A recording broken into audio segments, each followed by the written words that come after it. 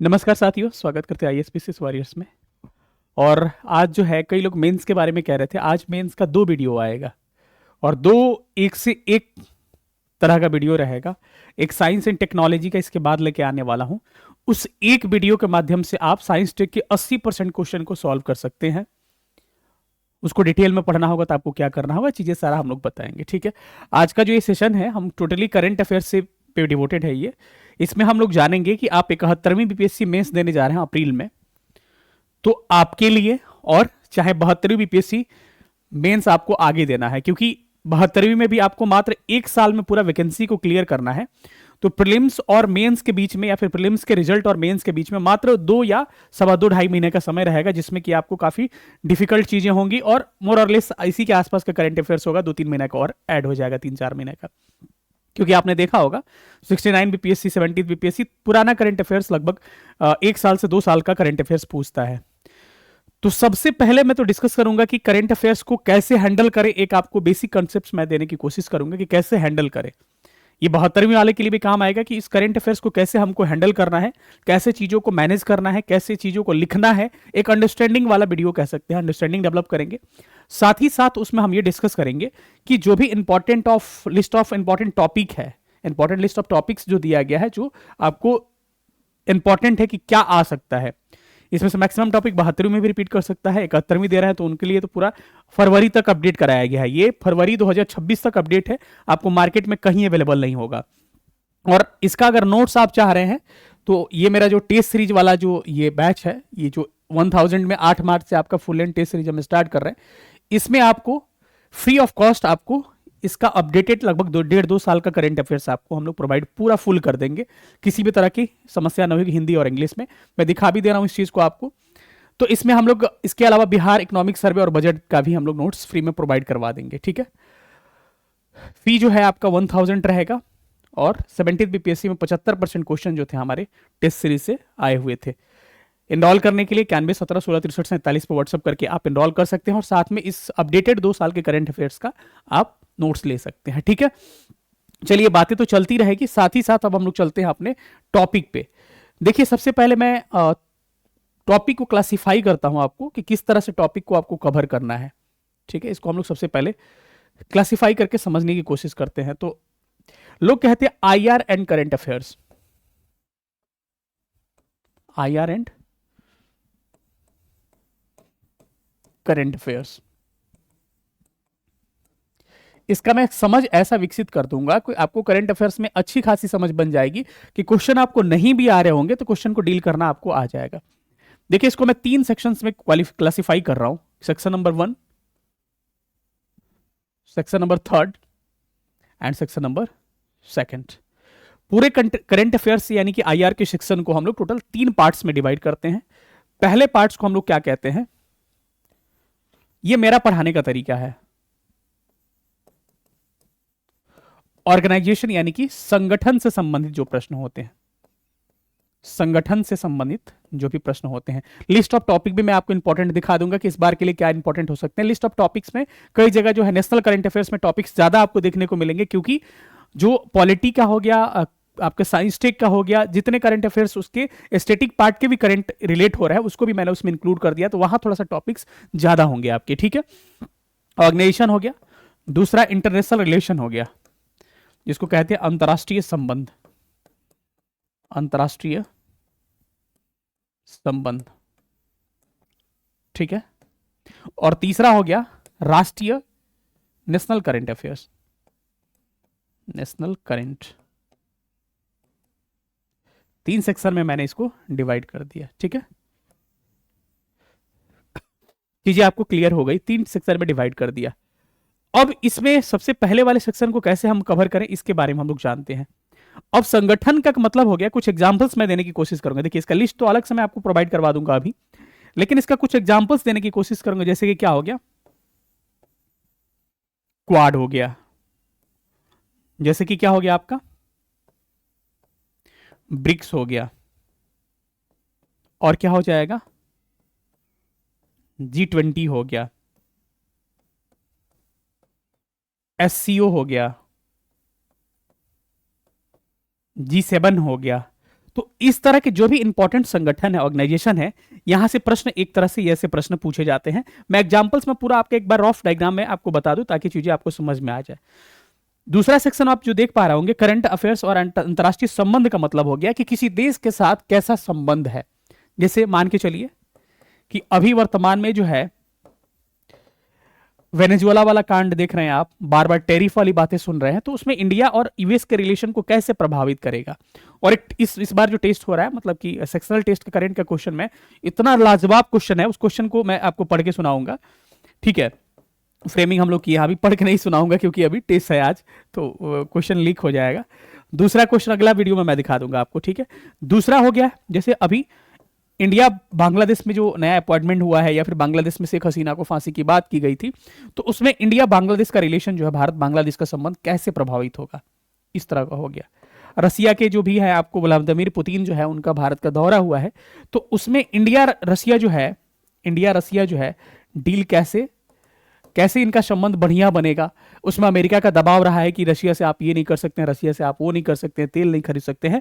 उसमें कैसे रशिया और अमेरिका को भारत बैलेंस करके चले, क्योंकि पता है कि बाइपोलर अगर मान के चलते हैं पूरा वर्ल्ड को, तो बाइपोलर में यूएसए एक आपको अलग शक्ति है और दूसरी शक्ति सबसे बड़ी यूएसएसआर की बात की जाती है, जिसमें रशिया ही मेन कंट्री था। ठीक है, तो इस तरह से बहुत देशों के साथ इंडिया नेपाल रिलेशन अभी चर्चा में रहा है। ठीक है, तो उसको आप देख सकते हैं। अभी फ्रांस का इंडिया फ्रांस की बातें चल रही है। यूरोपियन यूनियन से जो है आपको मान के चल सकते हैं कि ट्रेड डील साइन हुआ है, उसको तो इसमें भी देख लेंगे। तो इस तरह की चीजें जो है इसमें, तो COP30 भी मान के चलिए, COP30 भी इंपॉर्टेंट है, इंपॉर्टेंट टॉपिक अलग से करवा दूंगा। तो इसमें विभिन्न देशों के साथ कैसे संबंध रहे हैं ये जानते हैं। ठीक है, अब इसमें देखिए, तो नेशनल करंट अफेयर्स में भारत में जैसे चर्चा में रहा है चीजें, जैसे कि यूजीसी आपने देखा होगा कि यूजीसी जो है लगातार चर्चा में रहा। दूसरा आपने अभी देखा होगा कुछ दिन पहले चर्चा में क्या था, अरावली वाला मुद्दा चर्चा में था, तो इन्वायरमेंट से रिलेटेड है, ये भी जा सकते हैं। तीसरा वाला देखिएगा तो एसआईआर, और आप देख सकते हैं एसआईआर और इलेक्शन कमीशन की लगातार चर्चा में चीजें रही है। ठीक है, तो ये सारा जो है ये इस तरह का राष्ट्रीय भारत में जो घटनाएं घट रही है वो होगा, विभिन्न देशों के साथ संबंध कैसा है वो होगा, और एक हो जाएगा ऑर्गेनाइजेशन संगठन वाला। अब इन प्रश्नों को कैसे हमको डील करना है, इस पे आपको हम एक एक मुद्दा पे बात करते हैं। सबसे पहले पे हम लोग जिक्र करते हैं कि किसी भी संगठन ऑर्गेनाइजेशन के बारे में अगर आपको जानना है तो ऑर्गेनाइजेशन को कैसे आप डील करिएगा। एक उदाहरण लेके समझा दे रहा हूं, बाकी आप इस पे और चीजों को कर सकते हैं। सबसे पहले एक एग्जाम्पल रहे, हम मान के चलिए एससीओ का।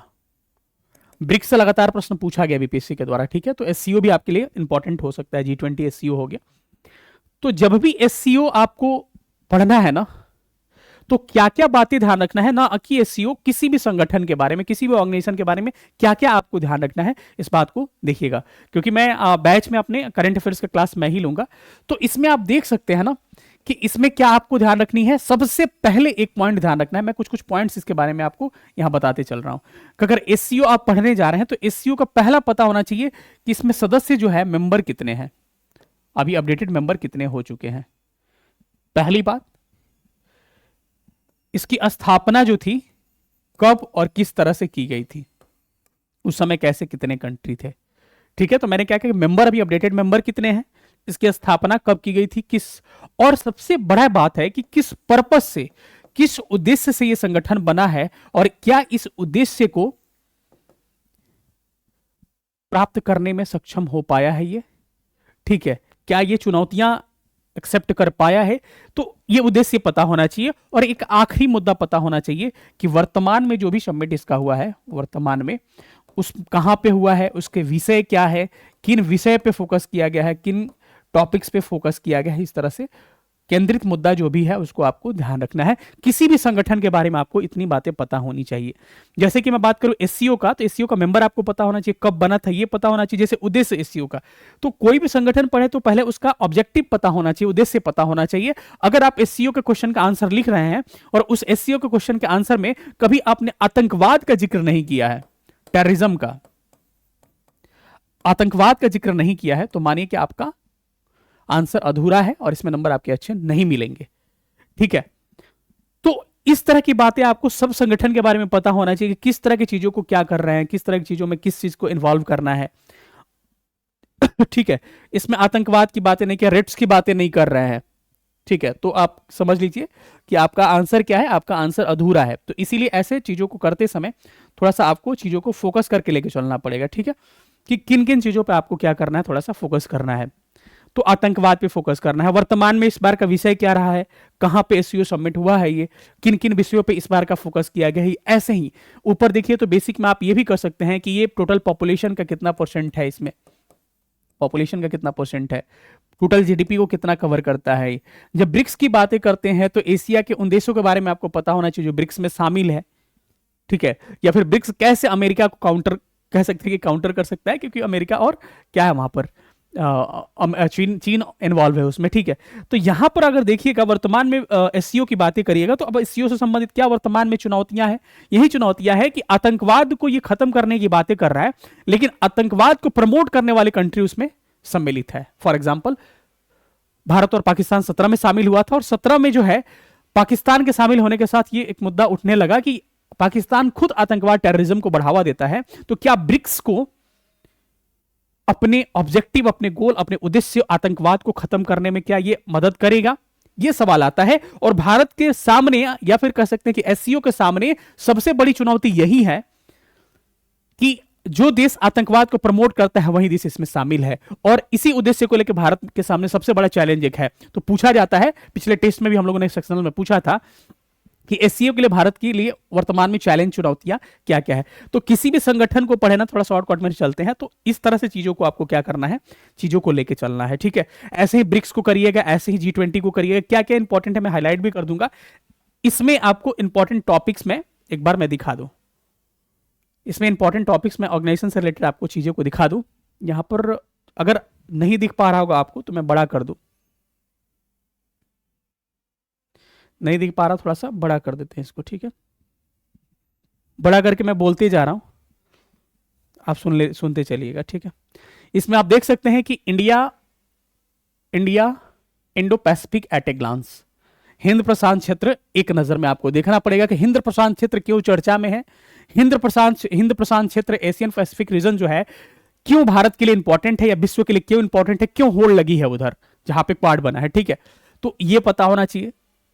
इसका आप मान के चल सकते हैं इसके लिए महासागर के लिए क्या पहल किया गया है।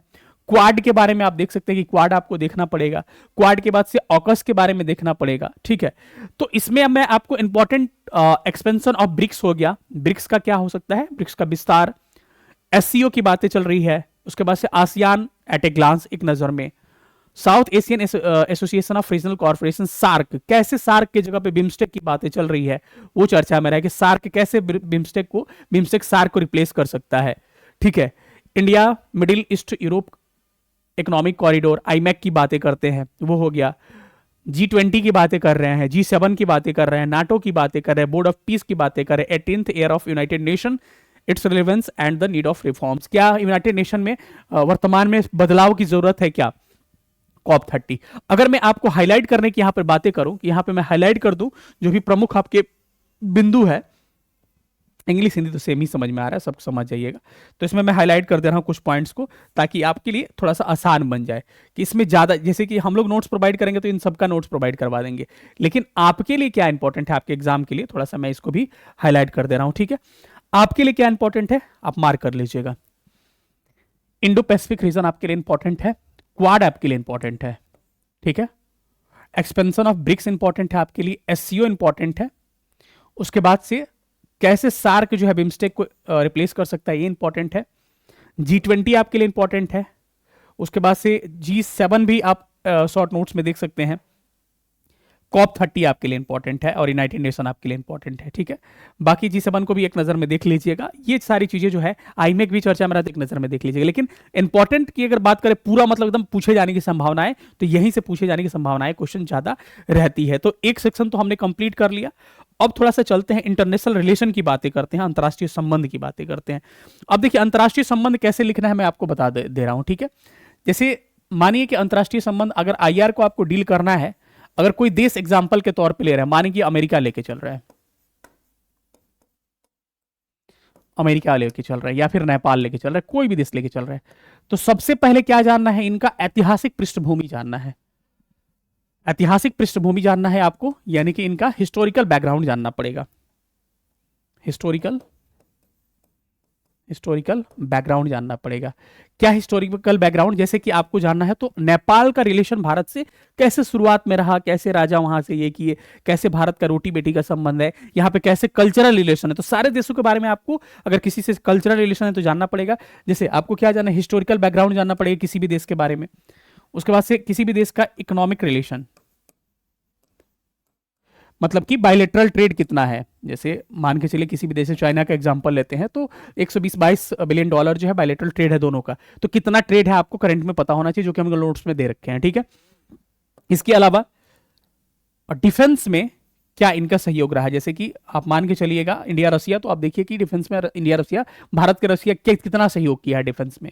चाहे सुखोई की बात करें, चाहे MK-30 की बात करें, तो आपको रसिया का हर जगह सहयोग रहा है। तो डिफेंस की बातें करें, उसके अलावा इकोनॉमिक की हमने बातें कर लिया, ठीक है।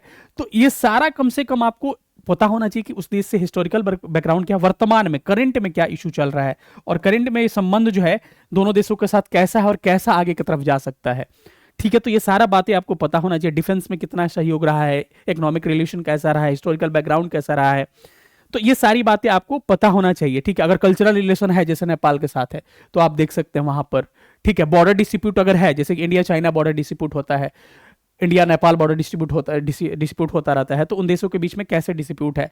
जैसे कि पाकिस्तान का मुद्दा लेते तो टेररिज्म को लेकर डिस्प्यूट है दोनों के बीच में, तो उसके बारे में तो सारा ये बेसिक पॉइंट्स पता होना चाहिए जो हर बार सेम होता है। और उसके बाद से वर्तमान में करेंट को अपडेट कर लीजिए। जैसे अमेरिका में आपको ट्रेड डील की बातें कर सकते हैं, ट्रेड डील की बातें कर सकते हैं, वेनेजुएला पे कैसे वो ये किया था और वो कैसे इंपैक्ट उसका क्या भारत पे पड़ सकता है। या फिर आप कह सकते हैं इंडिया रशिया रिलेशन आपस में बढ़ रहे हैं तो अमेरिका भारत रिलेशन पे इसका क्या प्रभाव पड़ेगा।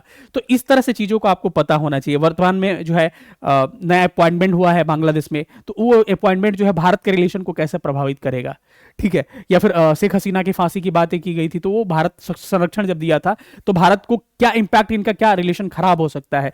इस तरह से सवाल आपको डिनोट करके पूछ सकते हैं, ठीक है। तो ऐसी चीजों को आपको आना चाहिए लिखना, ठीक है। और आप ध्यान रखिए, चाहे अब 72वीं भी दे रहे हैं ना, तो अभी मेंस आप 2 महीना प्रिपेयर कर लीजिए, ठीक है। अभी मेंस कर लीजिएगा तो काफी आपके लिए आगे हेल्पफुल होगा, ठीक है। तो आप ये मान के चल सकते हैं, ये हमने बैच एक लॉन्च किया था मेंस के लिए, 8 मार्च से एक बैच स्टार्ट हो रहा है। इस पोस्टर पे अभी आइडेंटिफाई नहीं किया गया, केवल प्रीलिम्स मेंस का 1799 फी, प्रीलिम्स मेंस का 3499 फी, लेकिन ओनली मेंस भी आप ले सकते हैं। इसके भी हम लॉन्च कर दिए इसको, ओनली अगर मेंस भी कोई लेना चाहता है तो 2499 फी है आपका। और अगर हमारे ओल्ड स्टूडेंट है तो इनका फी 2000 है, क्योंकि जो किसी बैच में इनरोल होना चाहिए तब।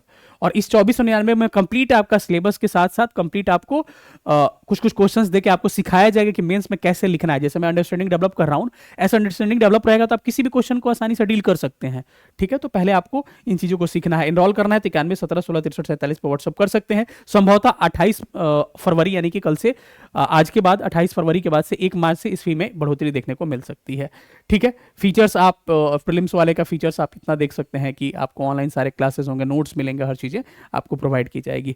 चलिए अब हम चलते हैं, एक आखिरी टॉपिक है।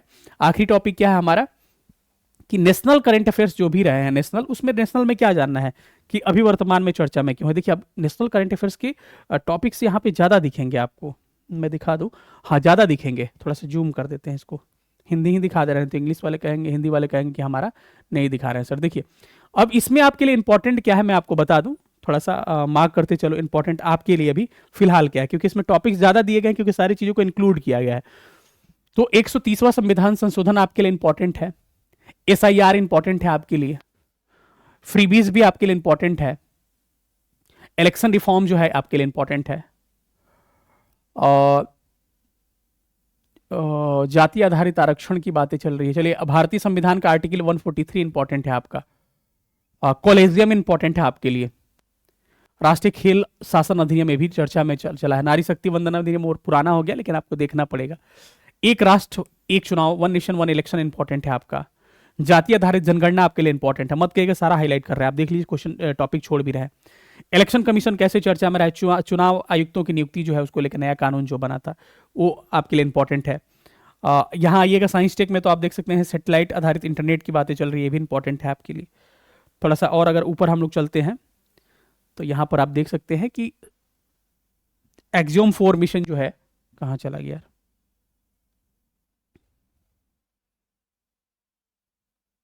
हाँ सब पे हाईलाइट हो गया क्या ये, हाँ, यहाँ आइएगा तो आप देख सकते हैं यहाँ पर एक्जियोम 4 मिशन जो है इंपॉर्टेंट है। शांति बिल बहुत चर्चा में है, आप इसको देख सकते हैं। इसरो में कुछ अगर नया सैटेलाइट वगैरह लॉन्च किया है वो इंपॉर्टेंट है आपके लिए। आर्टिफिशियल इंटेलिजेंस और भारत के AI mission very very important, यहाँ से सवाल आपके बन सकते हैं, ठीक है। उसके बाद से आप देख सकते हैं आर्टिफिशियल इंटेलिजेंस हो गया। रक्षा देश का जो भी हमारा स्वदेशीकरण हो रहा है वो इंपॉर्टेंट है। ड्रोन की बातें चल रही है वो इंपॉर्टेंट है आपके लिए। फ्री ट्रेड एग्रीमेंट की बातें चल रही है वो आपके लिए इंपॉर्टेंट है। उसके बाद से आप देख सकते हैं विकसित भारत रोजगार और आजीविका मिशन वीजी राम जी अधिनियम, ये भी इंपॉर्टेंट है आपके लिए। आगे देख सकते हैं आप शहरी प्रदूषण और अरावली की बातें चल रही है, इंपॉर्टेंट है आपके लिए। आगे देखिएगा तो सेमीकंडक्टर उद्योग जो है इंपॉर्टेंट है आपके लिए। भारतीय रुपया कैसे गिर रहा है, इंपॉर्टेंट है आपके लिए। पीएम धन धानी योजना और अंतर्राष्ट्रीय सौर संगठन आपके लिए इंपॉर्टेंट है, ठीक है। जिसका अगर पीडीएफ आपको लेना होगा तो बताइएगा, ठीक है।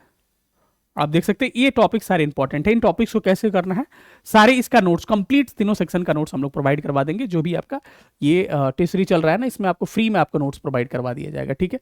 और आप यहाँ पर हर चीज़ें आपको इसमें टोटल 6 टेस्ट मिलेगा, टॉपर्स कॉपी दिया जाएगा, मॉडल आंसर दिया जाएगा, रैंक लिस्ट दिया जाएगा, सब कुछ प्रोवाइड कराया जाएगा। अगर आपको इनरोल करना है तो आप किसी से पता कर लीजिएगा जो हमारे बारे में जानता होगा कि 17th बीपीएससी में पहले बैच में कितना रिजल्ट हुआ है। 250 रिजल्ट हुए हैं, 250 लोग इंटरव्यू दिए हैं, ठीक है। तो आप 91 17 16 63 47 पर व्हाट्सअप करके हमारे साथ एनरोल कर सकते हैं और इस बेहतरीन सा अपडेटेड नोट्स का फायदा उठा सकते हैं। फी 1000 रखा गया है। कैसा लगा सेशन सब लोग बताइएगा। अगला एक साइंस टेक का वीडियो लेके आ रहे हैं जो कि बड़ा इंपॉर्टेंट है, मजा आ जाएगा आपको देख के, ठीक है। सेशन देखने बहुत बहुत धन्यवाद, थैंक यू सो मच, जय हिंद।